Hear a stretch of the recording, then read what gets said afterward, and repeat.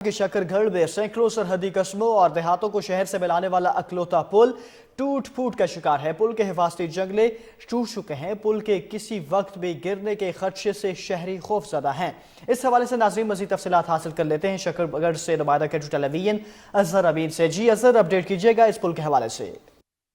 जी बिल्कुल, सैकड़ों देहातों को शहर से मिलाने वाला इकलौता डेर वाला पुल जो कई अरसा दराज से बिल्कुल टूट फूट का शिकार है। अगर बात की जाए इसके हिफाजती जंगलों की तो वो भी बिल्कुल टूट चुके हैं। जब भी यहाँ से कोई हैवी ट्रैफिक गुजरती है तो ये पुल हचकोले खाता है। मेरे साथ कुछ राहगीर भी मौजूद है, मजीद उनसे ही जान लेते हैं कि वो इस हवाले से क्या कहना चाहते हैं।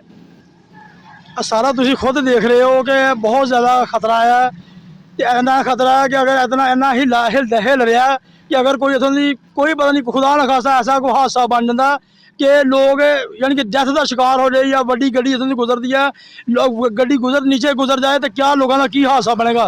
थोड़ी मेहरबानी वज़ीर आला के ये दरख्वास्त है कि सारा पुल जो ना तमीर किया जाए और सारी सड़क शकरगढ़ तो रखे आखिर पुल सड़क एंड जरा ना आखिर जरा ना बिल्कुल टुटी हुई है। बहुत बुरा हाल है, नकारा हो चुकी है। थोड़ी मेहरबानी वज़ीर आला अगे जी ने साड़ी रिक्वेस्ट है कि मेहरबानी जरा इन जरा ना बिल्कुल क्लियर कर दिया जाए। मेहरबानी साहब। जी तो बिल्कुल आपने शहर की बात सुनी। उनका यही कहना है कि हम रोज़ाना की बुनियाद से यहाँ से गुजर कर शहर की तरफ जाते हैं, जिससे हमें गुजरने में बहुत मुश्किलात पेश आती है। लिहाजा उन्होंने वज़ीर आला पंजाब और वफाकी वज़ीर अहसन इकबाल से अपील की है कि खुदारा इस पुल को तमीर किया जा सके ताकि किसी बड़े सानहा से बचा जा सके।